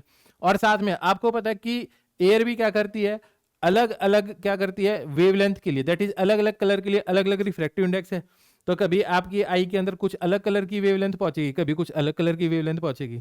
और ये पॉइंट साइज है, स्टार बहुत ज्यादा दूर होने के कारण कैसे बिहेव करता है, पॉइंट साइज। तो जैसे एक लेजर लाइट आएगी ना, इसको एक लेजर लाइट की तरह ही समझो आप, ठीक है। और अगर बीच के अंदर ये चेंज होने लग जाए, तो मान लो आपकी आई में लेजर लाइट आ रही है और कभी आई कभी नहीं आई, कभी आई कभी नहीं आई, तो क्या होगा, आपको फ्लिकर करता हुआ ऐसा दिखाई देगा, ठीक है। और क्योंकि कभी कोई कलर दिखाई देगा कभी कोई colour, that is flickering and shimmering दिखाई देगी, इसी को हम क्या बोलते हैं, ट्विंकलिंग ऑफ स्टार्स बोलते हैं। क्या बोलते हैं, ट्विंकलिंग ऑफ स्टार्स। तो इसका मैं एक एग्जांपल और दिखाता हूं कि क्यों होता है ऐसा। अब मैं ना यहाँ पे एक्सप्लेन करूंगा कि आपको जो स्टार्स हैं वो ट्विंकल होते हुए क्यों दिखाई देते हैं, ठीक है। सेम कॉन्सेप्ट यहाँ पे है। तो यहाँ पे क्या है, एक ट्रेन है और बहुत गर्मी का दिन था, तो यहाँ पे जो एयर थी वो क्या कर रही थी, टर्बुलेंट थी, वो मूव हो रही थी। जब मूव हो रही थी तो ऑब्वियस सी बात है, जो रे आप तक पहुंच रही है, ठीक है, उसकी डायरेक्शन हल्की हल्की चेंज हो रही होगी, जिसके कारण आपको है ना ट्रेन एक जगह पे नहीं दिखाई देगी। देखो ऑब्जर्व करो, तो आपको शिमरिंग सी इमेज दिखाई देगी, फ्लिकर करती हुई सी, ठीक है। एक बार फिर से ऑब्जर्व कर लो। अब ये मान लो पूरी ट्रेन की जगह सिर्फ एक लाइट आती, मान लो मैं एक लेजर लाइट भेजता हूं और यहाँ पे मैं क्या करता हूँ, एक तवा रखता हूँ और उसको गर्म कर रहा हूँ। तंदूर के ऊपर भी देख सकते हो ये चीज होती है, आग के ऊपर भी देख सकते हो। तो जब मैंने इसके ऊपर क्या किया, इस एयर को गर्म कर दी मैंने, तो यहाँ पे टर्बुलेंट फ्लो होने लग गया। जो आपके पास लाइट आ रही है लेजर लाइट से, वो पॉइंट क्या होगा, कभी ऊपर जाएगा कभी नीचे जाएगा, ऊपर नीचे चेंज होता रहेगा, हाँ है ना। सेम ही प्रिंसिपल क्या है स्टार की लाइट के लिए, इसलिए वो क्या करते हैं, ट्विंकल करते हैं। अब मैं एक चीज पूछता हूं, ये तो पता चल गया कि आपके पास ना स्टार क्या करते हैं, ट्विंकल करते हैं, तो ये एक बार बताओ प्लैनेट्स क्यों नहीं करते? तो रीजन बीइंग, क्योंकि स्टार बहुत दूर है तो वो पॉइंट साइज की तरह बिहेव करते हैं। अब मैं इसका एग्जांपल ये लेता हूं कि अगर मान लो मैं एक टॉर्च ले लूं लेजर की तरह, तो वहां पे आपके पास बीम ऑफ लाइट आएगी, और फिर वो क्या करूं, गर्म एयर के ऊपर, दैट इज यहाँ पे मैंने आग लगा दी और उसके थ्रू लाइट आ रही है। अब आपको है ना टॉर्च की लाइट है ना हल्की सी दिखाई देगी, शिमरिंग होती हुई, बहुत ज्यादा फ्लिकर होते हुए नहीं दिखाई देगी, क्योंकि आपके पास टॉर्च क्या खूब सारे पॉइंट सोर्सेज की तरह बिहेव करेगा। इसीलिए मैं क्या बोलता हूं, कभी भी आपको जो स्टार्स हैं वो ट्विंकल होते हुए नहीं दिखाई। कई लोग तो इसी बेसिस पे डिफरेंशिएट कर देते हैं कि हमने रात नाइट स्काई के अंदर क्या देखा, प्लेनेट देखा, या फिर हमने क्या देखा, स्टार देखा। आई होप ये कॉन्सेप्ट समझ में आ गया होगा। अब देखो आगे करते हैं। अब हमने है ना एटमॉस्फेरिक रिफ्रैक्शन तो समझ लिया और उसके रिलेटेड कुछ फिनोमिना भी देख लिए और उनको एक्सप्लेन भी कर दिया on the basis of atmospheric refraction. अब हम कुछ क्वेश्चन कर रहे हैं। पहला क्वेश्चन है, atmospheric refraction occurs because the earth atmosphere is made of reflecting layers, पहला option. Light bends while passing through a vacuum, the air density and hence refractive index changes gradually with height, और last option, the earth atmosphere absorbs sunlight. तो क्या इसका सही answer होगा? Obvious ही बात है, the air density, ठीक है। जो एयर है वो क्या करती है, एक रिफ्रैक्टिव इंडेक्स प्रोवाइड करती है, जिसके कारण कंटिन्यूअसली रिफ्रैक्टिव इंडेक्स चेंज हो रहा है, जिसके कारण हमारी जो इंसिडेंट लाइट है उसकी डायरेक्शन क्या हो रही है, कंटिन्यूअसली चेंज होती जा रही है। नेक्स्ट क्वेश्चन देखो। इस क्वेश्चन को देखो अब, star twinkle because rotation of earth, varying distance from earth, atmospheric refraction and turbulence in air layers, reflection of sunlight from clouds. क्या लगता है इसका सही आंसर क्या है? सबको पता है इसका सही आंसर क्या है? C, that is atmospheric refraction turbulence in air layer. ठीक है, नेक्स्ट क्वेश्चन देखो। इस क्वेश्चन में why do planets not twinkle like stars? Planets are larger and closer, appearing as extended sources of light. Second, planets emit no light of their own. Planets are covered with atmosphere. Planets reflect sunlight directly. यार पता चल गया कौन सा सही answer है? इसका answer है ए। देखकर ही पता चल रहा है। नेक्स्ट क्वेश्चन, इस क्वेश्चन को देखो।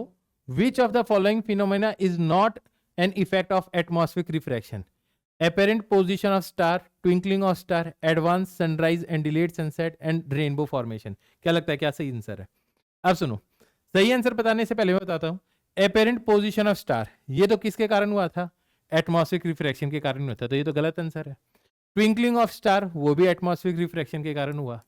Advance sunrise and delayed sunset, ये भी एटमॉस्फेरिक रिफ्रैक्शन के कारण ही है।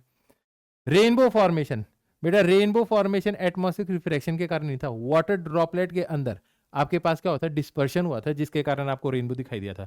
तो करेक्ट आंसर क्या है? डी। अब आगे देखो, अब हम देखते हैं स्कैटरिंग ऑफ लाइट। इसको हम एक एनालॉगस एग्जांपल से समझने की कोशिश करते हैं। ऐसे सोचो, आपकी तरफ है ना एक डायरेक्शन खूब सारे पत्थर फेंक रहा है कोई, और आपके हाथ में बैट है। तो जैसे ही आपकी तरफ पत्थर आता है तो कभी आप उसको क्या करते हो? पुल कर देते हो, कभी क्या कर देते हो? हुक कर देते हो, कभी स्वीप शॉट मार देते हो, कभी हेलीकॉप्टर शॉट मार देते हो। हाँ या ना? तो इससे क्या किया, जो पत्थर आपकी तरफ डायरेक्टेड थे आपने उनको डिफरेंट डिफरेंट डायरेक्शन में क्या कर दिया? हिट कर दिया। दैट इज आपने स्कैटर कर दिया इसको। तो उसी को क्या बोलते हैं? स्कैटरिंग बोलते हैं। बिल्कुल इसी तरीके से अगर किसी डायरेक्शन में लाइट आ रही है और वो लाइट किससे इंटरेक्ट करती है? डस्ट पार्टिकल से, गैस मॉलिक्यूल से, वाटर वेपर से, और फिर वो लाइट क्या करती है? डिफरेंट डिफरेंट डायरेक्शन में क्या करती जाती है? स्कैटर हो जाती है। उसे हम क्या बोलेंगे? स्कैटरिंग ऑफ लाइट बोलेंगे। तो ये scattering of light is a phenomena in which the light rays deviate from their straight path when they strike fine particles such as dust, gas molecules, water vapor present in the atmosphere। क्या ये बात समझ में आ गई? अब इसी के साथ में एक चीज और देखते हैं जिसे हम बोलते हैं टिंडल इफेक्ट।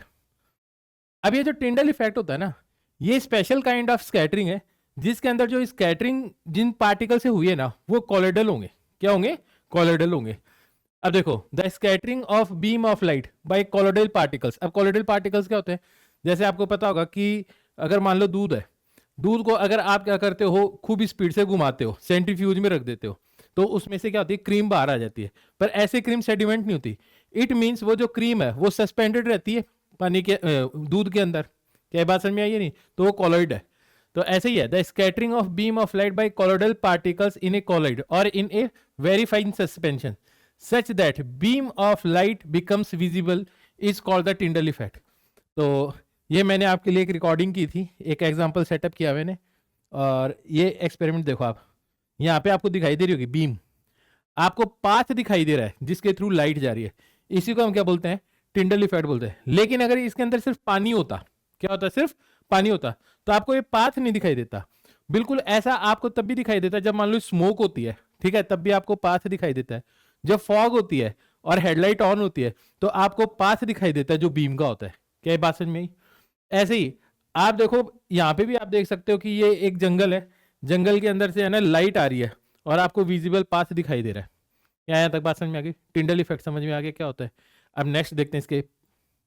तो अभी हमने जो स्कैटरिंग पढ़ी ना, उसी को यूज करके हम बहुत सारे फिनोमिनन को क्या करेंगे? एक्सप्लेन करेंगे, रीजनिंग डेवलप करेंगे। जैसे वाई स्काई इज ब्लू, तो आप ये देखो, ये स्काई ब्लू है, ठीक है। मैं एक बीच पे गया था घूमने, तब मैं ना वहां से रिकॉर्ड करके लाया था। फिर एक और देखो, वाई क्लाउड्स आर वाइट। भाई स्काई तो ब्लू है, लेकिन ये जो क्लाउड है ये व्हाइट कलर के क्यों दिखाई देते हैं? फिर एक और चीज देखो आप, why the sky appears orange at dusk and dawn. That is, आप शाम के टाइम और सुबह सुबह देखो, आपको क्या है? स्काई ऐसे ऑरेंज कलर की। ये मेरे घर से ही मैंने है ना एक फोटो ली थी, ठीक है, ये इमेज मैंने क्लिक की थी, बड़ी जबरदस्त इमेज लगती है मेरे को। और फिर है why sun appears orange at dusk and dawn. कई बार ऑरेंज दिखाई देता है, डूबता हुआ सूरज या उगता हुआ सूरज। इन सारी चीजों को मैं एक्सप्लेन करूंगा किसके बेसिस पे? क्या रीजनिंग देके? स्कैटरिंग का रीजनिंग देके। अब मैं ना यहाँ पे स्कैटरिंग का एग्जांपल यूज करते हुए एक्सप्लेन करूंगा व्हाई स्काई लुक्स ब्लू, ठीक है, साथ में why sun appears orange at dusk and dawn, क्यों, अब इसको समझते हैं। अभी ये बात बताओ, इसको स्काई कैसे कलर की दिखाई देगी, ब्लैक दिखाई देगी, क्यों, कोई लाइट इसकी आईज में आई नहीं भैया, आपको तभी तो कोई लाइट, मान लो आपकी आईज में रेड कलर की वेवलेंथ वाली लाइट आई तो आपको रेड दिखाई देगा, ग्रीन आई तो ग्रीन, ब्लू आई तो ब्लू।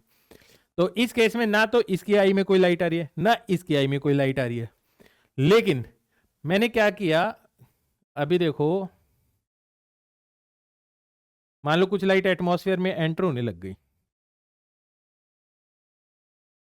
अगर एटमॉस्फेयर में लाइट एंटर होने लग गई है, ठीक है, अब देखो, इसको कैसी स्काई दिखाई देगी, ब्लू कलर की, क्योंकि इसके पास ब्लू कलर की लाइट आ रही होगी, क्योंकि वो स्कैटर कर रही है, ठीक है, ये बात समझ आ गई। इसको भी कैसी स्काई दिखाई देगी, ब्लू कलर की दिखाई देगी। लेकिन जब ये लाइट इधर आ जाए, ये देखना थोड़ा सा इवनिंग का टाइम हो जाएगा, इसके पास तो सिर्फ ब्लू कलर की लाइट ही आ रही है, तो इसको स्काई कैसी दिखाई देगी, ब्लू कलर की, क्योंकि चारों तरफ से इसको ब्लू कलर आता हुआ दिखाई देगा, तो ब्लू कलर की स्काई हो गई। इसको देखो, इसके पास सबसे कम ब्लू कलर पहुंच रहा होगा, पहुंचाते हैं, देखो,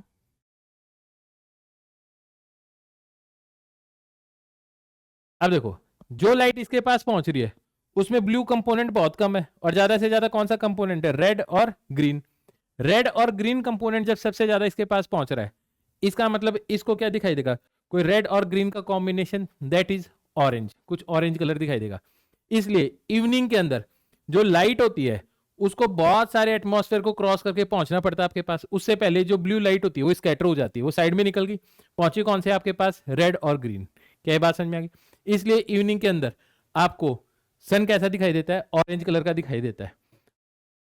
और सन ही क्या, आपको साथ साथ में जो चारों तरफ स्काई है वो भी कुछ ऑरेंज ऑरेंज कलर की दिखाई देने लग जाती है थोड़ी बहुत। तो ये यहां तक समझ में आ गया, ब्लू कलर समझ में आ गया।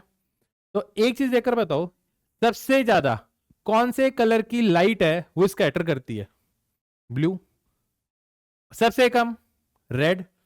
अगर पार्टिकल की साइज बड़ी हो जाए तो ये सारे के सारे स्कैटर करेंगे, that is scattering is proportional to size of particle, ठीक है, scattering is proportional to size of particle.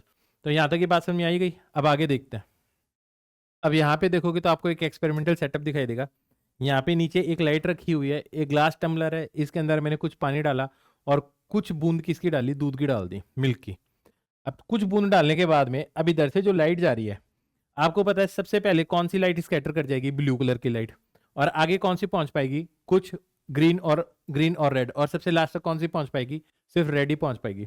तो आप देखोगे इसके सबसे नीचे वाले एरिया में आपको कौन सी लाइट दिखाई दे रही है, कुछ ब्लू कलर की लाइट दिखाई दे रही है, ठीक है। फिर और आगे जैसे जैसे गए ब्लू कलर से कुछ येलोइश कलर की दिखाई देगी, और लास्ट में पहुंचते पहुंचते कैसा दिखाई देगा, कुछ ऑरेंज कलर दिखाई देगा। तो इसको चला कर देखते हैं, ये देखो नीचे ब्लू कलर है, फिर से देखो। आई होप ये बात समझ में आई होगी आपको, ठीक है। इसी के अंदर क्या हो जाए, अगर मैं दूध की कुछ पार्टिकल्स और डाल दूं, दूध के पार्टिकल्स क्या कर दूं, और डाल दूं, तो जैसे ही डाल दूंगा तो कॉलोइड ज्यादा हो जाएगा, ठीक है, और पार्टिकल्स की साइज ज्यादा होगी, दैट इज कंसंट्रेशन हाई हो जाएगी। जैसे ही कंसंट्रेशन हाई होगी तो अब क्या होगा, यहाँ पर ही है ना, सारी की सारी लाइट ही क्या कर जाएगी, स्कैटर कर जाएगी, that is equally, red light भी हो गई, ग्रीन भी हो गई और ब्लू भी हो गई। तो आपको कैसा कलर दिखाई देगा, व्हाइट कलर। यहाँ पे साइज पार्टिकल की क्या होगी, थोड़ी सी ज्यादा। तो आपके जो बादल होता है ना, ठीक है, क्लाउड्स के अंदर क्या है, वाटर वेपर्स होते हैं, और उनकी साइज थोड़ी सी बड़ी होती है, और जब उनकी साइज बड़ी होती है तो उसके ऊपर जब भी सनलाइट गिरती है तो सारी की सारी लाइट क्या कर जाती है, एक साथ स्कैटर करती है, रेड ब्लू एंड ग्रीन। तो आपको कैसे बादल दिखाई देंगे, व्हाइट कलर के दिखाई देंगे। क्या ये बात समझ में आई? एक चीज मैंने अभी थोड़ी देर पहले बताई थी आपको कि आपके पास जो सन है ना, सन की लाइट एकदम स्टार जैसी है, लेकिन फिर भी येलोइश कलर का दिखाई देता है ना। तो उसके लिए मैं बताता हूँ ऐसा वो क्यों दिखाई देता है। यहाँ पे देखो, आपके पास एक एग्जाम्पल है जिसमें पीछे की तरफ लाइट है, और इसको अगर मैं ऑन करता हूं तो आप देखोगे कि जो सन है, सन की लाइट तो व्हाइट होती है एकदम स्टार की तरह, लेकिन फिर भी आपको कुछ येलोइश दिखाई देता है। तो आप ऑब्जर्व करना कि ये देखो, ये रहा सन, कुछ ऑरेंज ऑरेंज दिखाई दे रहा है, और ब्लू लाइट स्कैटर हो गई है, तो चारों तरफ ब्लू लाइट और आपको सन ऐसा दिखाई देता है, ठीक है। अब यहाँ पे अगर मैंने क्या किया, मिल्क खूब ज्यादा डाल दूंगा इसके अंदर, तो क्या होगा, आपको सारी की सारी चीज व्हाइट दिखाई देगी। तो आपने देखा होगा जब सिटी क्या होती है, बहुत ज्यादा पॉल्यूटेड होती है, तब आपको ऑरेंज कलर नहीं दिखाई देगा, क्योंकि पॉल्यूट मतलब स्मोक पार्टिकल्स होंगे खूब सारे, ठीक है, और उनकी साइज थोड़ी सी बड़ी होती है, जिसके कारण लगभग सारी wavelength, that is red blue green, सारी वेवलेंथ क्या होती है, इक्वली स्कैटर करती हैं, और जब वो इक्वली स्कैटर करेंगे तो आपको कुछ व्हाइट व्हाइट ही दिखाई देगा। ब्लू स्काई जनरली आपको कहाँ दिखाई देगी, वहां दिखाई देगी जहाँ पे आपके पास पॉल्यूशन क्या होगा, कम होगा, आसमान साफ होगा। जनरली है ना, बारिश के बाद में ना स्काई एकदम ब्लू दिखाई देती है। अब जो हमने स्कैटरिंग पढ़ी है ना, उसके बेसिस पे हम कुछ क्वेश्चंस देखेंगे और आपको बताना इसका आंसर क्या होगा। On the moon the sky always looks dark even in the day time. क्यों? Because the moon is far away from the earth, because the moon has no atmosphere to cause scattering, because the moon is cooler than earth, light can not reach the moon. अब सबसे बड़ी बात यह है कि आप बताओ इसका आंसर सही कौन सा है। तो इसका जो करेक्ट आंसर है ना, वो ये है, because the moon has no atmosphere to cause scattering, because the moon is far away from the earth. इसका तो कोई लॉजिक ही नहीं बनता भाई, अर्थ का और मून का क्या लेना देना। Because the moon is cooler than earth, ये भी कोई काम की बात नहीं है। Light can not reach the moon, अरे भाई लाइट जब अर्थ तक पहुंच रही है तो मून तक तो पहुंच ही जाएगी, दिक्कत क्या है वहां पे। नेक्स्ट क्वेश्चन देखो, which of the following colour is scattered the most.